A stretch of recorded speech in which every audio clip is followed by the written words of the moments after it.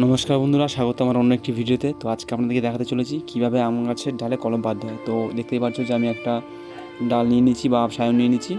তো ঢাল নেওয়ার পরে যেই গাছের ডালে করবো সেই ডালটাকে আমি মাঝ বরাবর কাটার পরে ওই জায়গাটারই সাইড থেকে হালকা করে কেটে নিলাম। কেটে নেওয়ার পরে সায়নটাকে ভালো মতন জুড়ে দিলাম। তো এবার প্লাস্টিক দিয়ে বাঁধছি। তো বন্ধুরা, এর মধ্যে একটা কথা বলি যে দেখো, আমরা তো সবাই চেষ্টা করি যে ভালো কলম করার, কিন্তু আমরা কিছু পদ্ধতি দিয়ে ভুল করি। সেই ভুলগুলো আজকে তোমাদেরকে বলবো। দেখো, প্রথম কথা হচ্ছে যে ডালটা বা সায়নটা তুমি চয়েস করবে সেটা পেনের মতন একটু মোটা হতে হবে, পেন বা পেন্সিলের মতন। আর ওটা ভালো পুষ্ট দেখে নিতে হবে। মাথায় দেখবে পাতা বেরোচ্ছে বা বেরোবে এরকম ভাব, সেটা নিয়ে তোমাকে কাজ করতে হবে। তাহলে দেখবে 100 রেজাল্ট হবে। ঠিক আছে? তো দেখতে পাচ্ছ আমার মাথা অলমোস্ট কমপ্লিট। আমি বলেছি এবার প্লাস্টিক দিয়েছি, তখন ভিডিও করতে পারিনি যেহেতু ভিডিওটা লং হয়ে যাবে, ওর জন্য ভিডিওটা বাড়াচ্ছি না। তো দেখতে পাচ্ছ 2 সপ্তাহ পরে কত সুন্দর রেজাল্ট। আর দেখতে পাচ্ছ পাশ থেকে একটা ডাল হয়েছে। তো এটাকে আমি ভেঙে দেবো এই কারণে যে এটা যদি না ভাঙি, এর সামনের দিকে গ্রোথটা ভালো